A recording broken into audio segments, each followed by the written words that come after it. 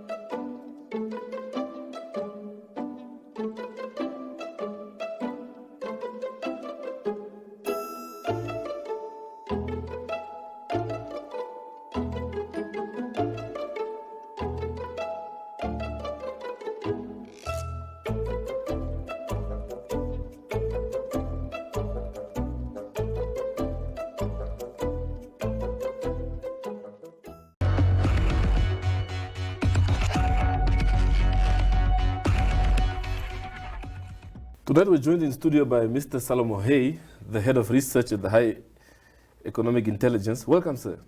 Thank you, Matthias, and good evening to your viewers. Yeah, it's a pleasure having you here.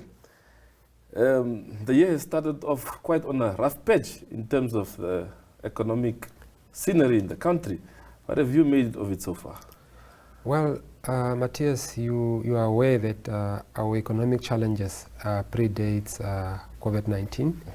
2020 was a very difficult year. In the past 4 years, out of those 3 years, our economy did not grow. Essentially, we only had growth, I think, in 2018 of 1.1. 2020 obviously made it worse with regard to the pandemic. I had initially thought that we're going to get closer to double digits in terms of the contractions. For one or the other reason, I think the fiscal stimulus that has come in, not only in Namibia, but more in the global economy, have sort of really brought down those initial outlooks for 2020 that were looking at that point, at the advent of COVID, very close to the double-digit figure. The global economy, and especially some of the advanced economies, are going through contractions that have never been seen before. If you take the UK, for instance, and they've got over 300 years of data, and I think the last time they had this sort of contractions was during 1701. And so it's serious in terms of the contractions. We have never seen this sort of declines in the global economy before.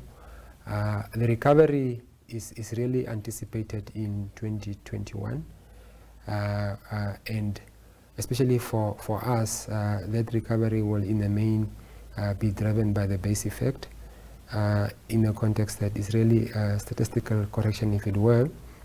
But ideally what you want to see is you want to see that growth to be organic. You want to be able to see an economy that grow out of its sectors. And if you look at the current structure of our economy, you see that there's a bigger contribution coming from the tertiary sector. And ideally, that's not what one would really want to see, especially in the context of developing economy. One would want to have primary sector being very big, and then obviously through that one is able to feed into the secondary sector, and these sectors are sort of the labor-intensive sector, and one want to see a growth coming through. Just to put it into context a bit, Matthias, last year from January to September, you had around almost 10,000 plus people being retrenched, and that's quite a huge number if you compound it with the current unemployment rates that we have. Now, whether it was voluntary or forced retrenchment, it tells you that we have sent quite a big number of people onto the streets without jobs, precisely because of the economic environment that we find ourselves in. The hard hit sectors obviously is the travel and retail, travel and accommodation. They contributed around almost 5,000 plus. And maybe the silver lining on that front is that you see that there's a lot of this SMEs coming through with cooking. Every Friday you see a bit of social media, people selling food. And maybe it's chefs, you know, that are coming out of these sectors and trying to establish and get the economy going.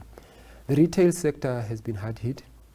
If you look at the current shopping malls, or if you go through the CBD, you see many empty stores which were previously occupied, precisely because demand has declined considerably, and as a consequence those tenants cannot keep up with rent, and subsequently they have closed shop. So do we see a recovery? Absolutely, and it's coming through, although it's going to come in the main through the base effect. One would want to see it really come through organic growth. And where will this growth come from? In our view, we think that this growth will be driven by the agri-sector. Agri-sector, we got good rains in the past 6 to 8 months. So there's going to be a bit of a recovery in that respect. We're all happy that Nekatala Dam is full. Livestock component subsector will also return, because obviously with rain, what it means is that the marketing aspect of the livestock increases again. It will take a while for that to filter in, though, because of where the calving season is currently. But be that as it may, I think also the other one is diamonds in terms of commodities coming back. I think is at the Elizabeth mine that was under care and maintenance for a while now. It's coming back. So through that, one will see a bit of an uptick in economic activity, but a very sort of moderate one, I think. The Bank of Namibia have put it at 2%, or closer to 3%, but we still think that it's going to be around the 2% growth for 2021. I like the picture that you have painted about the intricacy of the global financial system and how it impacts everything in its path. But from a domestic level, we seem to sell this narrative that it's only because of what's happening in the world. That's the primary reason why our economy is where it is. No, have we not contributed to that? No, unfortunately, it's not only because of the global environment that we find ourselves. I think the Namibian economy, like I indicated in the beginning, is that our economic challenges predates COVID-19. Even during the times that the region was growing in terms of Africa, we were one of the countries that were not growing. I mean, if you look at the 2019 data from the IMF, you see that we are one of those countries that did not grow, and we are not with very good company in terms of some of those countries. We are there with the DRC, Angola, and if you look at the sort of political stability that we enjoy and the investment climate that we have in Namibia currently, I think it can be compared to those countries in my view, and I think through that one would have wanted to see that we grow or we perform a bit better in the economy. We have not been able to do that, unfortunately. So our issues are not only linked to the global economic environment, which obviously have been exacerbated by COVID-19. I think there are more other issues that we should look at. I mean, if you look at our inequality, is one of the highest in the world, and through that already it tells you that we've got a problem in the way that our economy is structured. The economy of 10 people is not sustainable in the long term. You want greater participation in the economy. If you look at the East African economies, and some of them are actually projected to grow in the pandemic year 2020, you see that they have really supported the SME sector, and through that there's a real industries that have come out of that, and through that you employ more people, you increase demand, and you increase power purchasing among the consumers.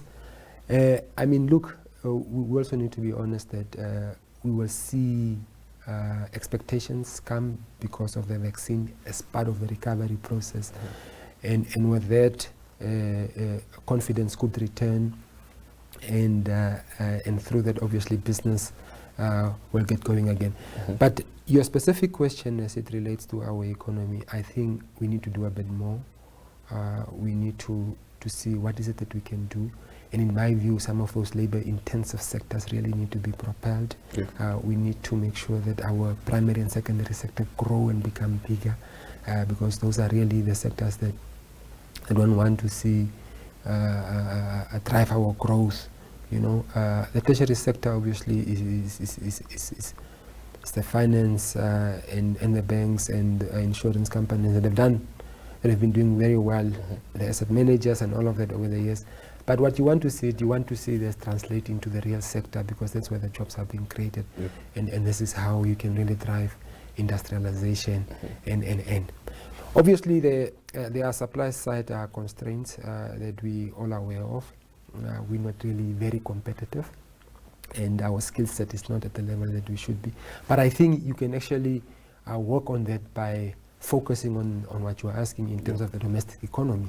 You know, if you build in those inward linkages and look at the multiplier effect by saying that, look, the green schemes, as perhaps as an example, to what extent are we able to really get them to a level where we employ a large number of people, get shelf space to be able to put these products onto those shelf space, and through that get the economy growing again.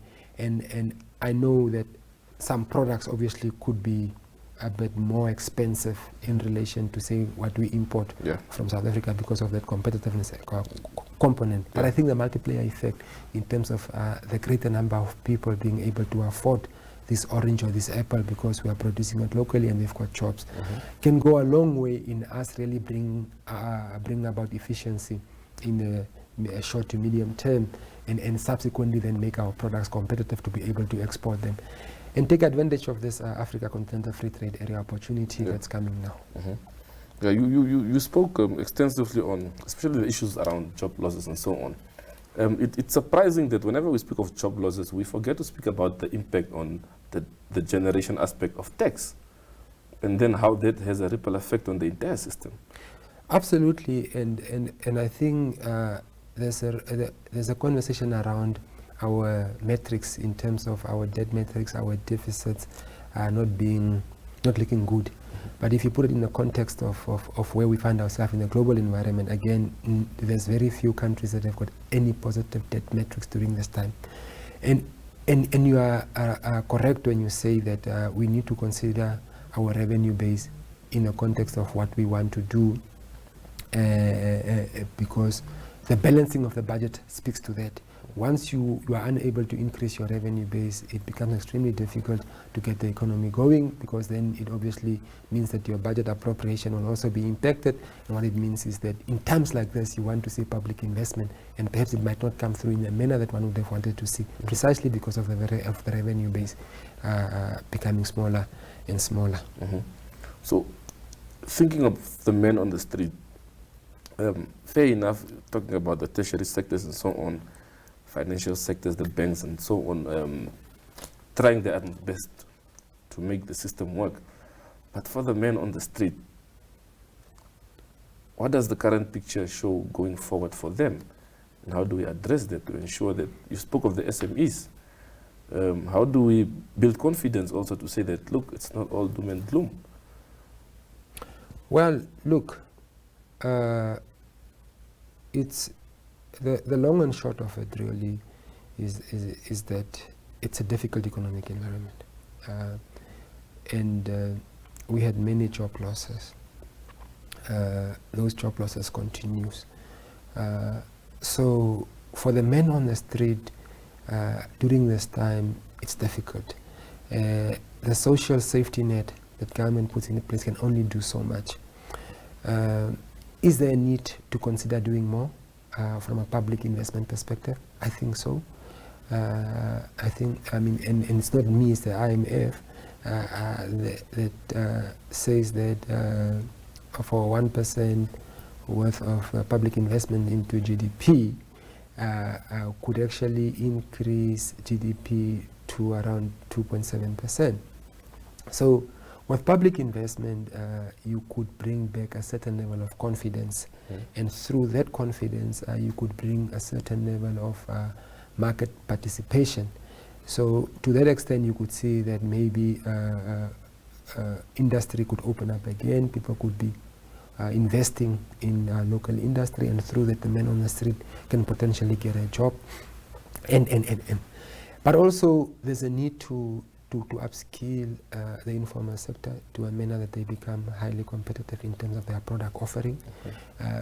Because like I indicated, if you look at the East African countries, they have grown on the back of this informal sector that became SMEs, and then through SMEs they start building industries. And mind you, if you look at the advanced or the high income countries, they grow on the back of SMEs. So that value chain that I'm making reference to in respect of the informal sector being upskilled, they becoming sort of an SME, and through that build industry. There's a component also of financing that needs to come from the bank. So the ecosystem needs to be ready to absorb these new initiatives and how the economy is changing. And I think there's a need to consider how we can assist these sectors to get going in collaboration with public investment. We got budget speech coming up soon from a micro and a macroeconomic level. What do you expect? Well, look, if you look at how the outlook changed from in 2020, it was driven by fiscal stimulus, right, which essentially is budget. What happened is that countries really put money into the economy to safeguard for them to fall off the cliff completely. What did they do? They took on debt, right, to be able to cushion the economy against further deterioration. And this comes through budget. So the question that we need to ask ourselves, are we balancing the budget, or are we trying to get the economy going? I understand that the minister have got very little room to maneuver in terms of how he can, what he can do and what he cannot do. But I think also the minister can also be a bit bold in terms of increasing towards the productive side of the economy, where we can bring back confidence from the private sector. And that confidence can really return as a consequence of what government is doing. And I hear the conversation around that the debt is too high and that sort of thing. But if you read the rating agencies and what they really said around the Namibian situation, they were particular about the direction of debt in terms of where's debt flowing towards, and also transparency around the debt spending pattern. So those are the challenges that we can really address to bring back confidence, to be able to perhaps consider looking at local denominated debt, you know, because obviously the foreign denominated debt, I think it's at 1.25 billion USD or something along those lines, which is quite a big number. And that has got its own challenges because it's foreign denominated. And to what extent we can use the levers to maybe take up debt on the domestic economy, it's a conversation that we need to have, you know, and see how through that government can see what it can do with its budget. And remember also, I think what we need to do is we need to get our social safety net smaller in terms of the number of people that we have on welfare, and try and get a bigger number on jobs. How do you do that? You just mentioned that there's little room to maneuver. Well, and this is what I'm saying as it relates to the local denominated debt that we should consider. You know, but obviously once you do that, you should be able to justify where is the debt gonna go to, you know, and through that you will be able to say, can you afford the debt? And I think those are the sort of conversations that we need to have. And that's why I'm saying that maybe the minister should consider being a bit bold and aggressive in terms of the response, because of the time that we find ourselves in. Remember, we're not in normal times. So it's not as if we need we should err on caution, but we should also be able to say, look, we are trying to save the economy and we are trying to get the economy going again. And remember that even in periods where we were growing, we did not really create the amount of jobs that we would have wanted to see. And this sort of confidence and this sort of recovery can in large measure be driven by public investment. You know, foreign direct investment in times like this, it's difficult to come by, precisely because of what the foreign direct investors are doing currently. There's an element of self-preservation where everyone is holding on to what they have rather than putting it out. And we were looking at the foreign direct investment numbers, and I know that it's been coming down, you know. If you consider maybe around 2013, 2014, we had a spike of foreign direct investment, but it was also really on the back of exploration, the oil stories that we thought was going to come and whatnot. So it's within that context that there's a real need to look within the domestic economy, and government, or rather the minister with a budget, should see what he does in relation to being a bit bold and aggressive to respond to the crisis that we find ourselves in. Yeah. Just before I come back to the FDI topic, you seem to be hinting that when you say the social safety net program should be looked at, and we should perhaps think of trimming a bit there. For the men living in Okangwati or Wakanas or Konjatu, how do you justify that? If that's my primary source, not really primary, but my source of income, say the old age pension and so on, and vulnerable children, how do you justify that? Absolutely, there's a certain component of the populace, of the population, that definitely need to be on the social safety net, precisely because of the issues that you are raising there, and we'll agree with it. But ideally, what you want to do is that you want to have more people employed, as opposed to those that are on the safety net, precisely because of the revenue issues that you spoke about, to get the economy growing, to be productive, to become competitive, and to be able to create products for the world market, or for the export market, as a matter of fact. So in that context, we're not saying that scrap the social safety net. It's an important component of government services, especially for the most vulnerable members of the society. But the point is, what you ideally want to see is, you want to have a bigger portion of these people employed, as opposed to the majority of them being on social safety net. So you want to create opportunities around employment, you want to create jobs, you want to create substantive opportunities for people to be able to afford goods and services, and increase demand in the economy at a bit of a bigger scale. I know that if you've got an old age pension, you're still able to buy your sugar and that sort of thing. But ideally, what you want is, you want to increase the jobs, as opposed to the social safety net, because in the long term, must protect the goose that lays the golden egg. Yeah.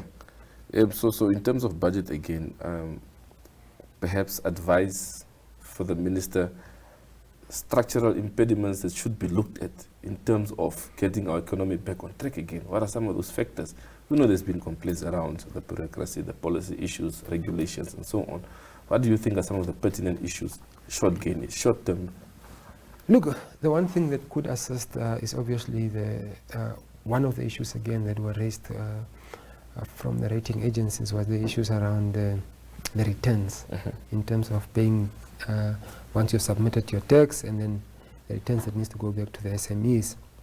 And I think those are some of the reforms that one needs to look at, in how quickly we are able to do that, so that if you submit your and revenue agency owes you money, you are able to get that money quicker to be able to participate in the economy. Those are some of the issues. There are other issues like preferential procurement that we need to look at, because from a domestic economy perspective, in trying to propel local industries. So we need to look at that. I mean, I know the Procurement Act speaks to a certain component of that, but we need to be very deliberate in some of these instances to say that, look, what percentage of of local procurement can go to local companies to be able to build sub-industries and to be able to create the necessary jobs. In instances where we've got these open tenders for international companies, I think it should also be a component where we speak to jobs being created locally, skills transfer and those sort of things.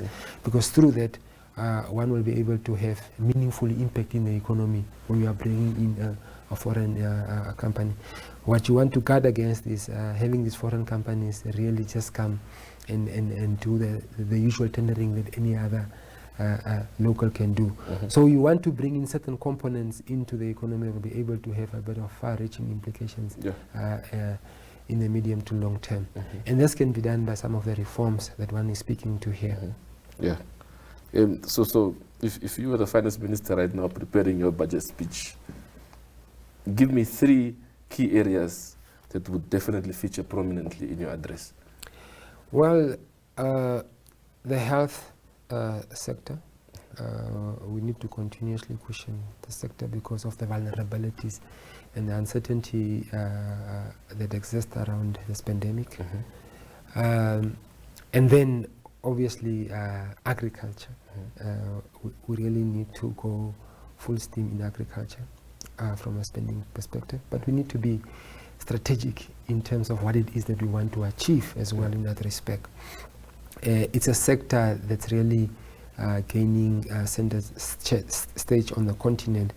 The IFDB have got the 5 highs, and agriculture features prominently in that. So for a country like ours that are struggling with creating the necessary jobs, the labor-intensive sector like agriculture will go a long way in addressing some of those challenges. And then obviously the preferential procurement issue that I spoke to in terms of looking inward, especially because of where we find ourselves in the dependency on basic commodities, be it the soft commodities from the outside. We need to look at that. We were looking at some of the numbers on the bananas and maybe potatoes that the majority of households consumes. And what you see there is that, in fact, local demand, right, outstrips local supply. That's why we've got these big imports in some of these goods that are coming in. We should look at how do we look at that from a preferential procurement perspective and trying to procure some of these things locally. And I hear the conversation around the supply constraints, the challenges, the competitiveness and all of that, but I think we must look at this in the context of the multiplier effect. And especially because the economy currently is that there's restrictions on the supply of goods and services because of the disruption that came. So there's a need to look at what can we do in the domestic economy to meet some of these demands and through that then get the economy going again. Okay. Just lastly, several bonds maturing in the coming years. I know one is later this year. I believe the Euro bond, 750 million if I'm not wrong. There's little room to maneuver. What do we do? Yeah, I mean, I think the nature of this sort of debt, which bonds are essentially, or what bonds are essentially, is that I'm sure at the advent of COVID, there were many countries that were rolling over bonds precisely because of the disruption in economic activity. And I know the Zambian story was publicized quite in the media. I don't know whether we are ready to be able to honor the bond, but it's a difficult environment, and I'm sure the Treasury is attending to what would be the best way in terms of balancing of the rollover, because there's also cost in that process as well, and or whether we'll be able to pay up at the maturity date. So it's we should not be overly alarmed in terms of what's going to happen there, because everyone knows where we find ourselves in the global economic environment. And I think the Treasury is seized with the issue. And like I indicated earlier, it's really to be able to demonstrate that what are you doing about it, even if you're going to roll it over, or if you are ready to pay, where is it going to come from, and that sort of thing. So it's a difficult balance that everyone needs to keep in times like this, and everyone or whoever the investors are in that bond knows as well. But it's really, what is it that we tell them, you know, or what is the issues around why, and how do we intend to make sure that if we're going to roll that over, how do we intend to recover to be able to meet the maturity date. Okay. Mr. Hei, thank you for coming through tonight. It was a pleasure. Thank you for having me. Thank you.